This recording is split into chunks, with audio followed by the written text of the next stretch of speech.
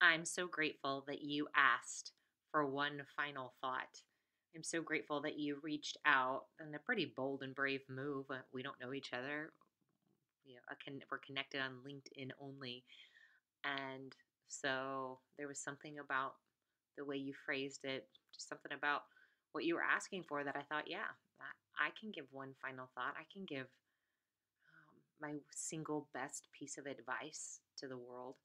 It's funny that you ask now. I'm at a point where it has really solidified in my mind exactly what it is I want my daughter to know, what I want my stepkids to know, what I want everyone to know before I leave this earth. And my single best piece of advice can be summed up in two words, and they've been the hardest two words for me to learn. And those words are be you. Be you. I would love to tell you that I was the person who, has been able to just be myself and live in my own skin and be super happy about that, but that's not true. I've spent many years and a lot of uncomfortable moments trying to either be someone else, be like someone else, fit in with the crowd, be comfortable in my own skin when I walked into a room, and always feeling just a little bit like my teeth were on edge, like I just wasn't there because I wasn't living up to some imaginary standard of someone else's behavior that I set up in my mind. And that's led to some painfully difficult lessons in my life, but it's also led to the greatest joy in that by going through this process, by not trying to rush it, by not I'm always amazed at the people who say, I just run out there and I'm just myself. I'm like, that's amazing. I didn't live that way. So teach me more about how you got there. So what I've been able to do with my job and my career is to be able to say to people, hey, you know what? I've really struggled to find my own voice. I've struggled to get up in front of people and talk. I've struggled with feeling like I had to fit in with the status quo, but then I couldn't fit in with the status quo.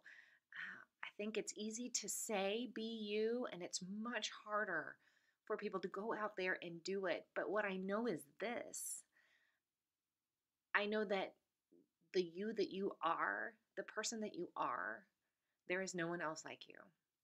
And so when you need someone to help bring that out of you, remember that there are many of us out there who get up every morning and go, okay, I've got to get up and I've got to be me.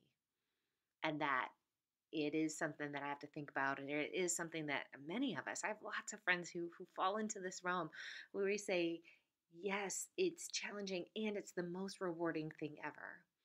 So you can do it and you can take little steps toward it. I always think about the misconception that like all of a sudden it just happens one day. It never just happened one day for me. This has been a process, and just taking tiny steps forward and tiny nods toward, well, this is how I would say something, or this is what I would do. This is how I want to decorate my office. This is how I want to present this information, not the way someone else does it, not the way a Mel Robbins or a Tony Robbins or whoever you follow, not the way they do it, but this is the way I want to do it. And then holding firm in that, even when it's uncomfortable, weird, awkward, and you feel shaky on your feet. When you take those little steps, you get stronger. You get stronger in who you are. And I know this to be true because I live this every day. And my hope is that by saying be you, that, that you will hear this and that you will know that I see you. I see you there sitting there going, but I can't be me, or I'm afraid to be me, or what if somebody says something about how I am? I'm here to tell you that, yeah, it is scary. And yes, you can do it. And I have faith in all of that. So be you.